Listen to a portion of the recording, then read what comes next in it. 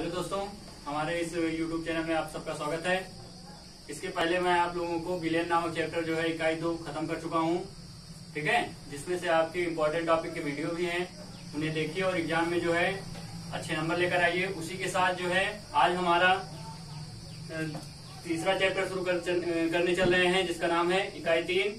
Chapter का नाम है वैद्युत रसायन यानी इलेक्ट्रोकेमिस्ट्री। वैद्युत रसायन में क्या होता है कि वैद्युत ऊर्जा को हम रासायनिक ऊर्जा में बदल सकते हैं और रासायनिक ऊर्जा को वैद्युत ऊर्जा में। पहले तो देखिए वैद्युत रसायन की परिभाषा क्या होती है। वैद्युत रसायन की इसमें होगा रसायन विज्ञान की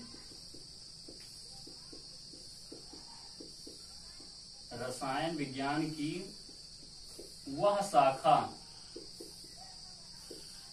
जिसमें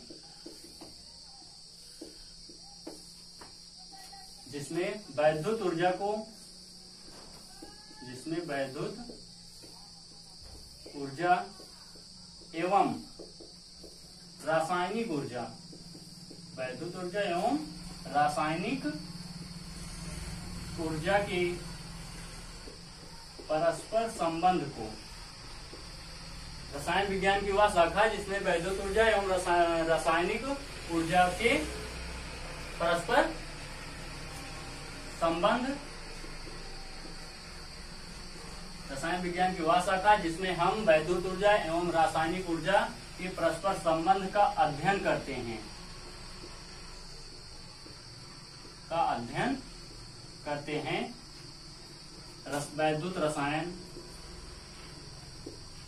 वैद्युत रसायन कहलाता है, ठीक है। इसमें जो है वैद्युत ऊर्जा और रासायनिक ऊर्जा में जो संबंध है उसके बारे में जो हम अध्ययन करते हैं उसे हम वैद्युत रसायन करते हैं। इसमें क्या होता है कि हम जो है वैद्युत ऊर्जा को रासायनिक ऊर्जा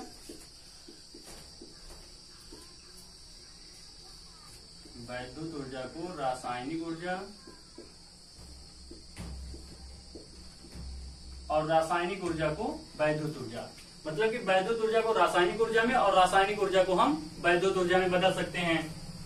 तो वैद्युत रसायन हमारा जो है दो प्रकार से होता है। वैद्युत ऊर्जा और रासायनिक ऊर्जा जो बदली जाती है इसके दो प्रकार हैं। एक तो है आपका वैद्युत अपघटन और दूसरा है वैद्युत रासायनिक सेल, ठीक है। इसमें दो टाइप के होते हैं वैद्युत ऊर्जा। चलिए हम देखते हैं इसमें क्या होता है। जैसे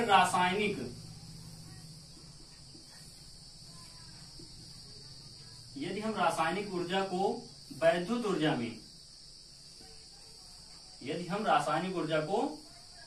ऊर्जा में परिवर्तित करते हैं तो वो आपका होगा वैद्युत रासायनिक सेल। क्या होगी? वैद्युत रासायनिक सेल। अब वैद्युत रासायनिक सेल में आता है आपका गैल्वनी सेल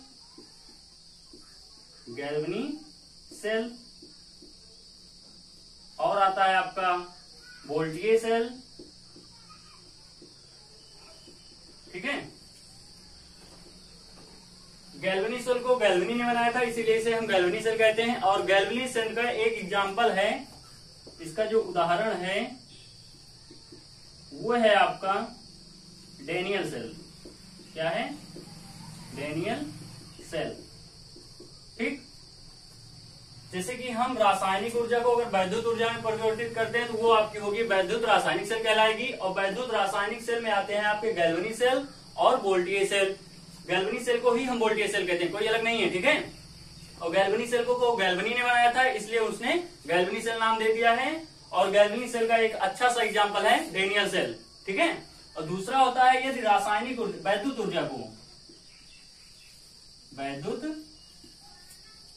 ऊर्जा को जो है अगर रासायनिक ऊर्जा में हम परिवर्तित करते हैं, रासायनिक ऊर्जा में परिवर्तित करते हैं तो ये आपका होगा यदि वैद्युत ऊर्जा को रासायनिक ऊर्जा में बदला जाए तो ये आपका होगा वैद्युत अपघटनी सेल। कौन सी सेल कहलाएगी? वैद्युत अपघटनी सेल। ठीक, आपकी हो जाएगी इसमें वैद्युत अपघटनी सेल। ओके, चलिए इसमें देखिए एक बार फिर हम आपको रिपीट करते हैं। वैद्युत रसायन, पहले जानिए वैद्युत रसायन होता क्या है। वैद्युत रसायन में होता है, देखिए इलेक्ट्रोकेमिस्ट्री, नाम से ही इलेक्ट्रो मतलब वैद्युत, केमिस्ट्री रसायन। इसमें क्या होगा कि वैद्युत ऊर्जा को हम रासायनिक ऊर्जा में बदल सकते हैं और रासायनिक ऊर्जा को वैद्युत ऊर्जा में। तो वैद्युत रसायन की परिभाषा है कि रसायन विज्ञान की वह शाखा जिसमें हम वैद्युत ऊर्जा और रासायनिक ऊर्जा के परस्पर संबंध का अध्ययन करते हैं, उसे हम वैद्युत रसायन कहते हैं। इतनी बात क्लियर? देखिए यहाँ पे वैद्युत ऊर्जा को रासायनिक ऊर्जा और रासायनिक ऊर्जा को वैद्युत ऊर्जा में हम कन्वर्ट कर सकते हैं। ठीक, ओके, इतनी बात समझ में आई? चलिए आगे देखिए रासायनिक ऊर्जा। रासायनिक ऊर्जा में क्या होता है, यदि रासायनिक ऊर्जा को हम वैद्युत ऊर्जा में, रासायनिक ऊर्जा को वैद्युत ऊर्जा में परिवर्तित करें तो ये आपका कहलाएगा वैद्युत रासायनिक सेल। वैद्युत रासायनिक सेल में आता है आपका गैल्वेनिक सेल, जिसे हम वोल्टेज सेल भी कहते हैं। ठीक, नाम एक ही है, गैल्वेनिक सेल या वोल्टेज सेल। गैल्वेनिक सेल का एक अच्छा सा एग्जांपल है डेनियल सेल। ओके, दूसरा आपका इसमें है, ये दो टाइप के होते हैं। दूसरा आपका होता है यदि आप वैद्युत ऊर्जा से रासायनिक ऊर्जा में जा रहे हो, अपनी जो ऊर्जा है यानी विद्युत ऊर्जा जो है उसे अगर हम रासायनिक ऊर्जा में बदलें तो वो आपकी होगी वैद्युत अपघटनी सेल। ठीक, तो आज हम जो बात करने वाले हैं, आज हम बात करने वाले हैं वैद्युत रासायनिक सेल के बारे में। तो वैद्युत रासायनिक सेल में हम बात करेंगे डेनियल सेल के बारे में। ठीक, जो कि आपका इंपॉर्टेंट भी है और बोर्ड एग्जाम में आपके इस टॉपिक से जो है 5 नंबर के क्वेश्चन पूछे जाते हैं। कितने नंबर के? 5 नंबर के, जिन्हें हमें बहुत अच्छे तरीके से पढ़ना है और बोर्ड एग्जाम में इससे संबंधित 5 नंबर भूलना नहीं है। ठीक, चलिए हम डेनियल सेल का एक अच्छा सा एग्जांपल लेते हैं। अगर आप नोट्स बना रहे हो तो स्क्रीनशॉट लेकर के नोट्स बना लीजिए। ठीक, चलिए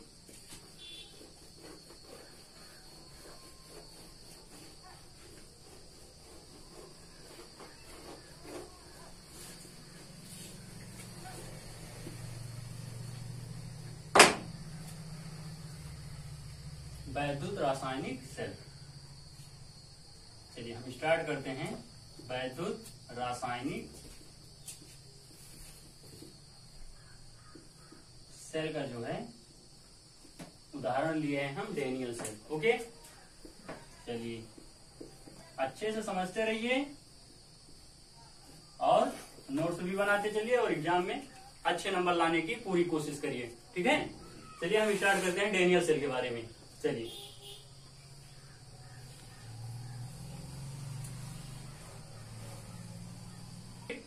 एनोड कहाँ पे होता है, कैथोड कहाँ पे होता है, ये आपको सिलेक्ट करने में बड़ी दिक्कत होती है।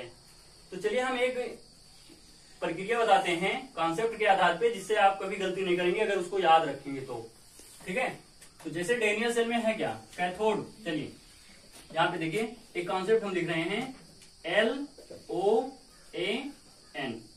ठीक है, इस कॉन्सेप्ट का मतलब है यहाँ पे एल से आपका मतलब है कि लेफ्ट, एल से आपका मतलब है लेफ्ट में, ओ से मतलब है आपका ऑक्सीडेशन। क्या है? ऑक्सीडेशन। ऑक्सीडेशन मतलब होता है ऑक्सीकरण। ऑक्सीकरण, ऑक्सीडेशन में क्या होता है कि इलेक्ट्रॉन जो होते हैं वो ये त्यागता है। क्या करता है? ऑक्सीडेशन, ऑक्सीकरण। ऑक्सीकरण में जो होता है इलेक्ट्रॉनों को त्यागा जाता है और अपचयन में क्या किया जाता है, इलेक्ट्रॉनों को ग्रहण किया जाता है। जैसे यहाँ पे देखिए, अगर Zn 2 इलेक्ट्रॉनों का त्याग करके Zn2+ बना रहा है तो ये किस टाइप की अभिक्रिया है? ये आपकी जो है ऑक्सीकरण टाइप की अभिक्रिया है। क्या है ये? ऑक्सीकरण, यानी ऑक्सीडेशन इसमें हो रहा है। ठीक है, ये आपकी कैसी है? ऑक्सीडेशन। और यदि कॉपर जो है वो 2 इलेक्ट्रॉन ग्रहण करके कॉपर 2+ बनाए, कॉपर जो है, सॉरी यहाँ पे 2+ होगा, कॉपर जो है 2+ यानी 2 इलेक्ट्रॉन ग्रहण करके क्या बना रहा है?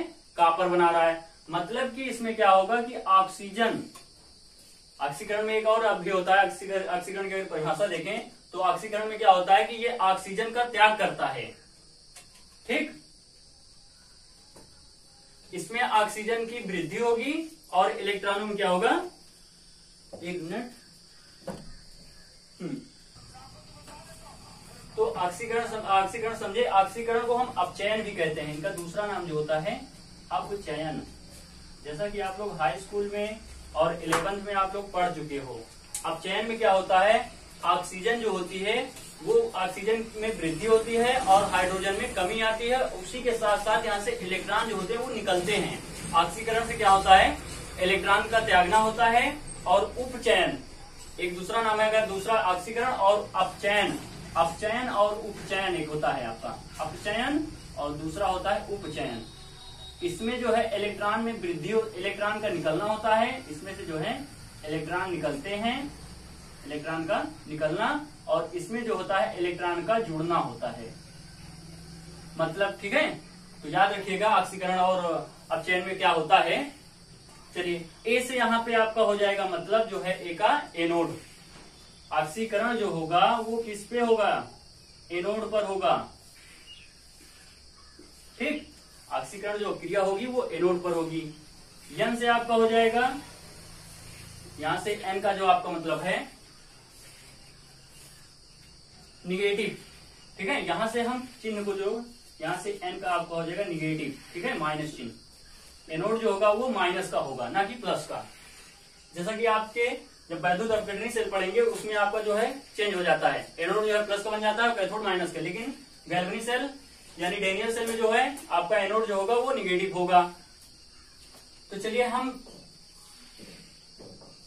शुरू करते हैं। मान लीजिए यहाँ पे आपकी ऑक्सीडेशन, तो चलिए यहाँ पे इधर आपका हो जाएगा एनोड, इधर क्या हो जाएगा एनोड, और इधर हो जाएगा आपका कैथोड। जब एक चीज क्लियर हो जाएगी दूसरा आप अपने आप क्लियर हो जाएगा। एनोड क्लियर हुआ, कैथोड दाएं साइड रहेगा ही।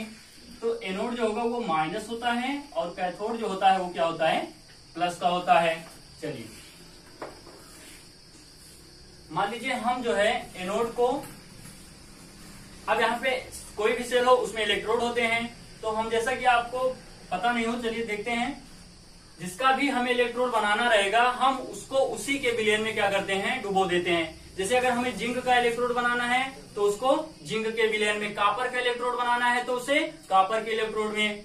ओके, चलिए यहाँ पे चाहे लिख लीजिए, जिसका भी, यदि हमें या हमें जिस किसी का भी इलेक्ट्रोड,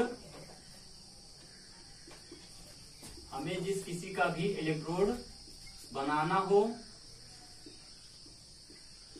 उसे उसी के विलयन में, उसको उसी के विलयन में डुबो देते हैं। इतनी चीज याद रखिएगा कि हमें जिस किसी का भी इलेक्ट्रोड बनाना हो उसे हम उसी के विलयन में क्या कर देंगे, डुबो देंगे। तो चलिए यहाँ पे हम जिंक का इलेक्ट्रोड बनाते हैं, तो जिंक को क्या करेंगे, जिंक के ही विलयन में हम डुबो देंगे। चलिए ये जिंक है, जिंक का इलेक्ट्रोड बनाना है हमें।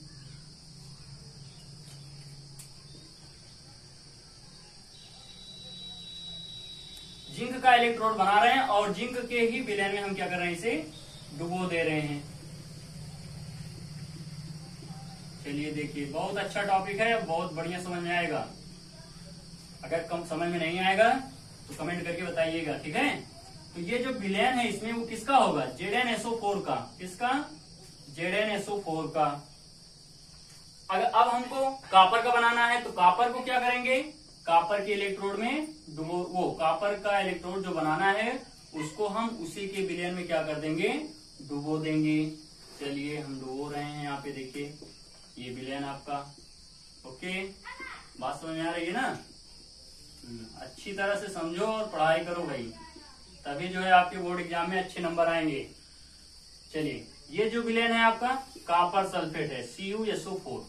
ठीक, तो यहाँ पे आपका ये एनोड जो है आपका माइनस का है, कैथोड जो है आपका प्लस का है। ये जो इलेक्ट्रोड है आपका जिंक का है और दूसरा जो इलेक्ट्रोड है आपका किसका है, कॉपर का है। ठीक, अब यहाँ पे जो ये हम बताए थे ऑक्सीडेशन, यहाँ पे क्या होगा, ऑक्सीडेशन। ऑक्सीडेशन में क्या होता है, इलेक्ट्रॉन निकलते हैं, ठीक है। ऑक्सीडेशन मतलब अपचयन या ऑक्सीकरण, दो नाम है इसके।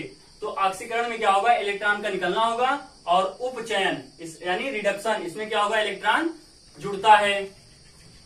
तो यहाँ पे जो है, अभी तो आपकी पहले तो ये देखिए सेल पूरी नहीं हुई है, पहले सेल पूरी करिए तब जो है अपक्रिया, तभी तो सेल आपकी ये अलग है ये अलग है, क्या सेल पूरी हुई, नहीं।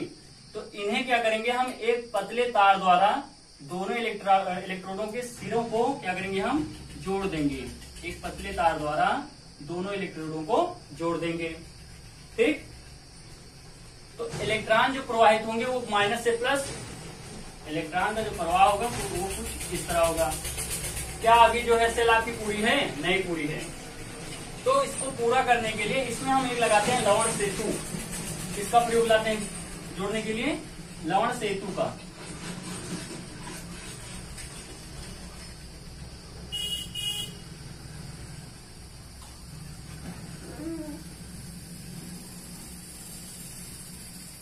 ये जो है आपका, ये है लवण सेतु, ठीक। अब आपकी जो है बैटरी पूरी अच्छी तरह से कंप्लीट हो चुकी है। इसमें जो है आपका एक विलयन भरा रहेगा जिसका नाम है KCl, पोटेशियम क्लोराइड। के पर प्लस और Cl पर माइनस आयन होते हैं, और इनमें एक जेल भरी होती है। यहाँ पे जो है एक जेल भरी होती है जिसका नाम है अगार अगार जेल। क्या नाम है, अजीब सा नाम है, अगार अगार जेल, ठीक है। इसमें जो भरी होती है आपकी अगार अगार जेल भरी होती है। अब आपकी जो सेल है वो, सॉरी, यहाँ बीच में एक जगह लगा रहता है आपका गैल्वेनोमीटर। गैल्वेनोमीटर आपका क्या बताता है, धारा को माप कर देता है, ठीक है। चलिए, अब आपकी सेल जो है पूरी हो चुकी है। अब ये अच्छी तरह से काम करना शुरू कर देगी। अब यहाँ पे जैसे कि आप जानते हैं डेनियल सेल में क्या होता है कि रासायनिक ऊर्जा को हम किस में बदलते हैं, वैद्युत ऊर्जा में। तो इलेक्ट्रॉन जो होगा वो यहाँ से प्रवाहित होगा, Zn इलेक्ट्रोड से चलना शुरू करेगा और कॉपर इलेक्ट्रोड पर पहुंचेगा। तो कॉपर इलेक्ट्रोड से जो धारा प्रवाहित होगी वो किधर को होगी, इसमें वैद्युत धारा जो होगी इलेक्ट्रॉन के विपरीत दिशा में होती है। वैद्युत धारा जब प्रवाहित होगी तो इसमें वैद्युत धारा इलेक्ट्रॉन के विपरीत दिशा में होती है। जैसा देखिए, इलेक्ट्रॉन जो है आपका लेफ्ट से राइट जा रहा है, लेकिन अगर वैद्युत धारा देखी जाए तो राइट से किधर आ रही है, लेफ्ट में आ रही है। ओके, चलिए अब इनकी हम रासायनिक अपक्रियाएं लिखते हैं। क्या लिखेंगे इसमें, रासायनिक अपक्रियाएं। तो इसमें जैसे अभी आपका एनोड है, एनोड पे आपको पता है कि ऑक्सीकरण होता है। तो चलिए हम ऑक्सीकरण करवाते हैं। एनोड पर अपक्रिया, यहां लिखते हैं हम एनोड पर अभिक्रिया, ठीक। और यहां एक तरफ लिखते हैं हम कैथोड पर अपक्रिया।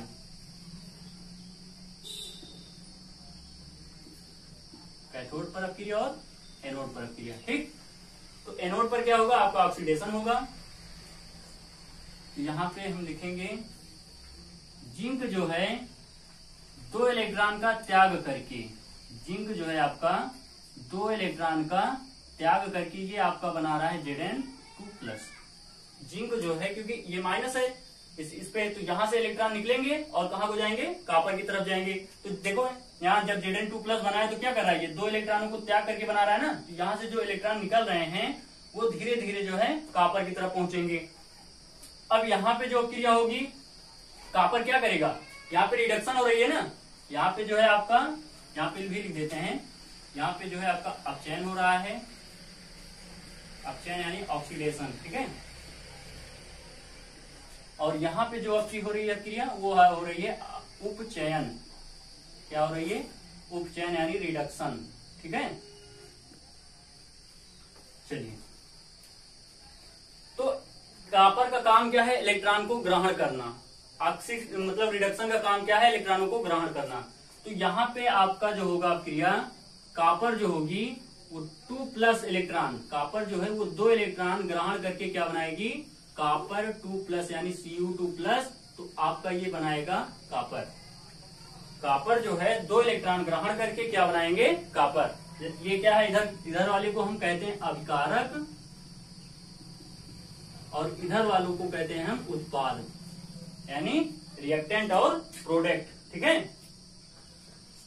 चलिए अब यहाँ पे देखिए सेल में देखिए क्या हो रहा है। अभी सेल में जो है यहाँ से Zn2+, देखो यहाँ से क्रिया हुई है Zn, यहाँ से Zn2+ जो इलेक्ट्रॉन है वो इसमें से निकल करके इस इलेक्ट्रोड, ये इलेक्ट्रोड किसका बना है, जिंक का बना हुआ है, इस इलेक्ट्रोड से जो है आपके 2 इलेक्ट्रॉन निकल करके, यानी Zn2+,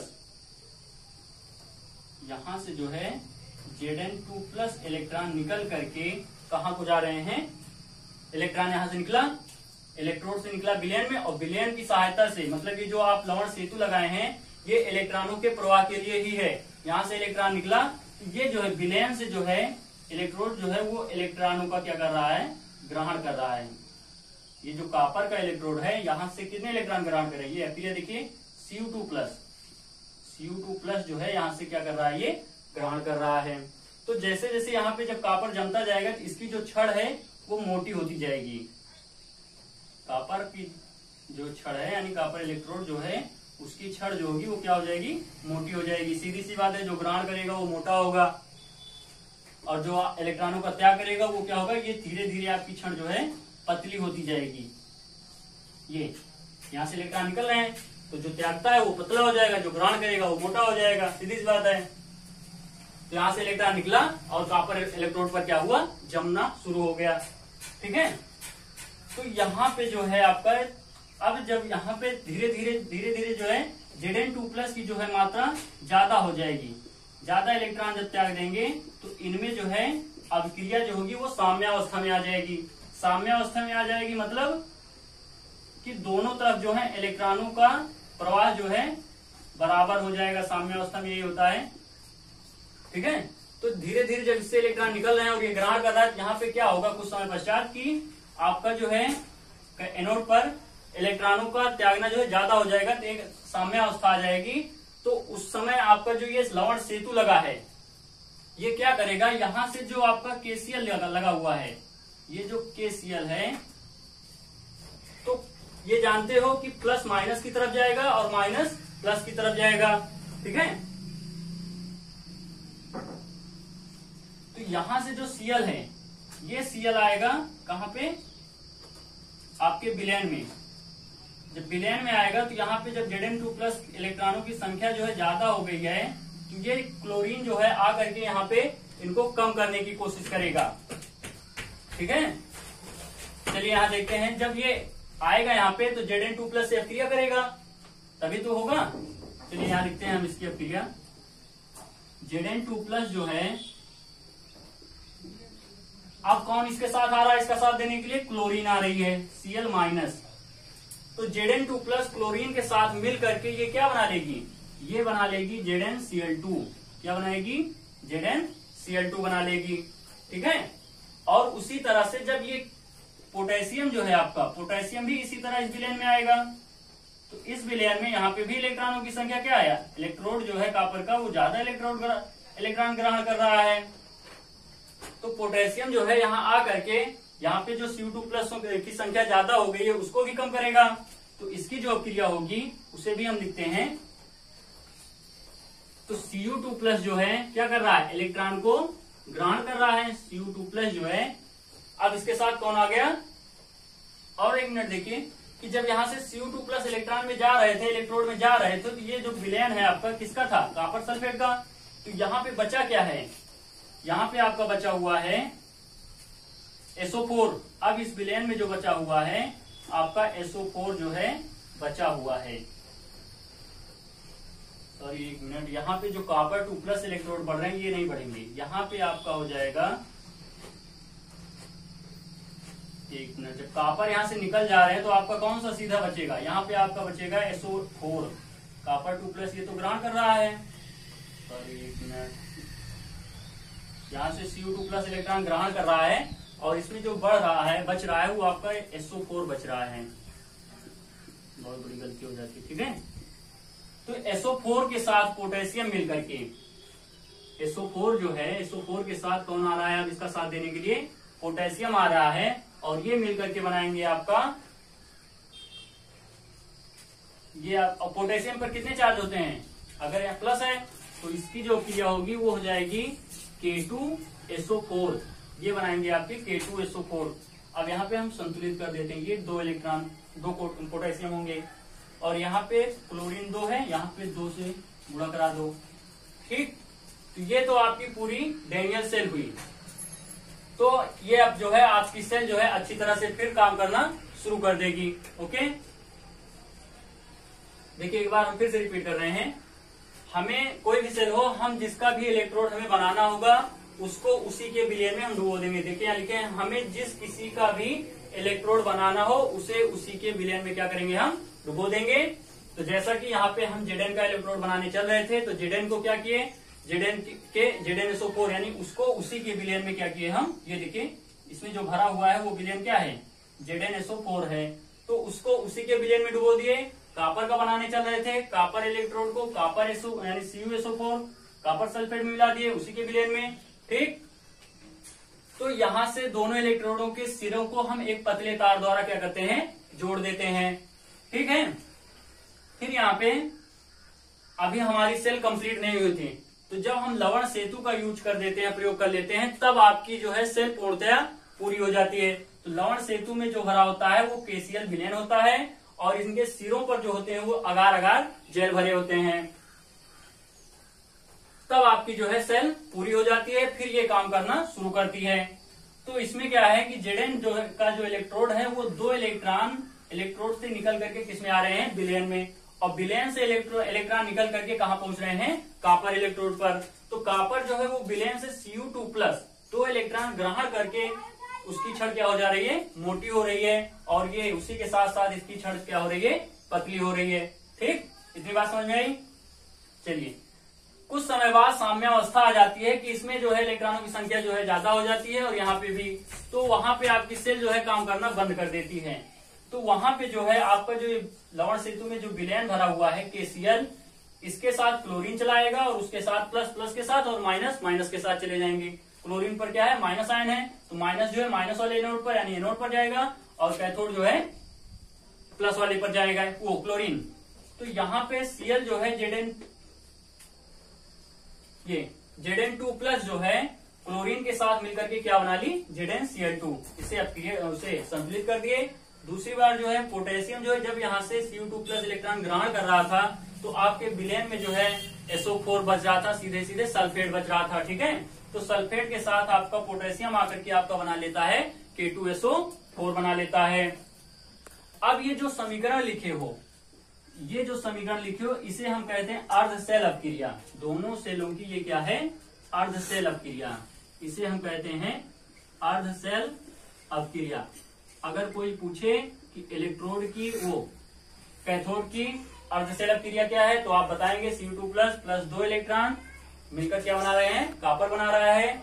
और Zn2 एनोड की जो अर्ध सेल अपक्रिया, ये एनोड की अर्ध सेल अपक्रिया है, किसकी है ये, एनोड की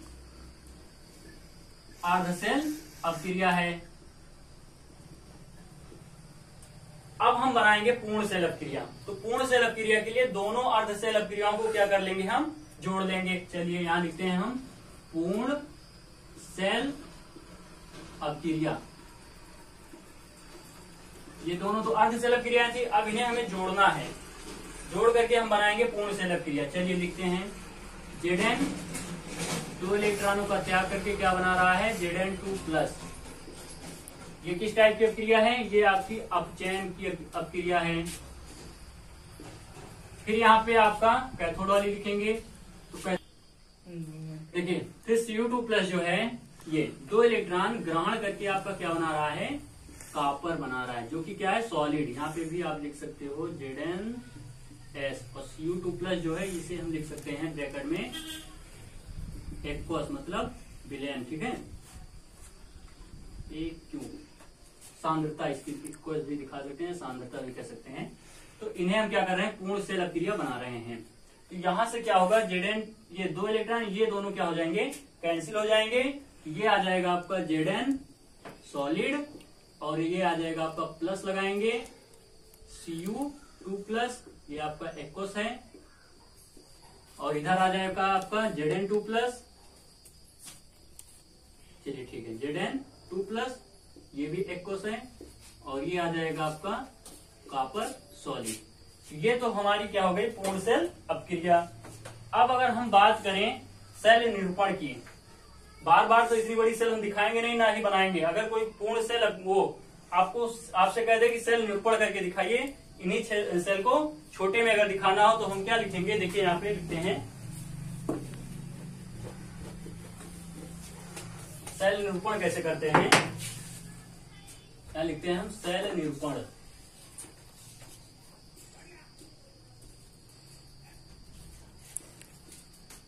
चलिए, एक तो पहले आपका बीच में जो लगा हुआ है सेल में, डेनियल सेल में, ये आपका हो जाएगा लवण सेतु। अब इधर की जो क्रिया होगी वो होगी कैथोड की, और इधर की जो क्रिया होगी वो एनोड की, इधर की जो होगी वो एनोड की होगी, यहां लिख देते हैं एनोड की अपक्रिया होगी इधर, और इधर क्या होगी कैथोड की अपक्रिया। तो देखिए, तो यहाँ पे जो आपकी अर्धसेल अपक्रिया हो रही है इसे हम किस तरह से लिखेंगे, यहाँ पे लिखेंगे हम Zn आपका क्या है सॉलिड है, यहाँ पे एक डंडी लगाएंगे। अभी बता रहे हैं डंडी का काम क्या है। आपका क्या बना रहा है ये Zn2 क्या बना रहा है एक्वस, और इधर कैथोड की जो क्रिया हो रही है Cu2, ये क्या है आपका एक्वस है। एक डंडी इधर भी लगाएंगे और ये लगा देंगे हम दूसरी तरफ कॉपर, ये आपको बना रहा है सॉलिड। तो ये आपकी जो है पूर्ण सेल अपक्रिया, वो सेल निरूपण को अगर कोई पूछे तो हम इस तरह से दिखाएंगे। तो ये जो बीच में लगा हुआ है इनका काम क्या, इसे भी देखिए। इसका जो काम है ये जो है, ये तो आपका ठोस है और ये क्या है विलयन। तो ठोस और विलयन की परिसीमा को दिखाता है ये, ठोस और विलयन की परिसीमा को निश्चित करता है। ठीक है, ठोस और विलयन की परिसीमा को ये जो पतली एक डंडी है वो काम करेगी, और ये जो है ये आपका काम करता है लवण सेतु का। किसका काम करता है, लवण सेतु का। ठीक है, तो लवण सेतु का प्रयोग जो है वो क्या है, सेल को जोड़ने के लिए होती है। ठीक, तो यहां तक का आप स्क्रीनशॉट लेकर के नोट्स बनाओ और अच्छे समझो। जो भी ना समझ में आए उसे कमेंट में लिख के बताओ। ओके, वीडियो देखने के लिए थैंक्स।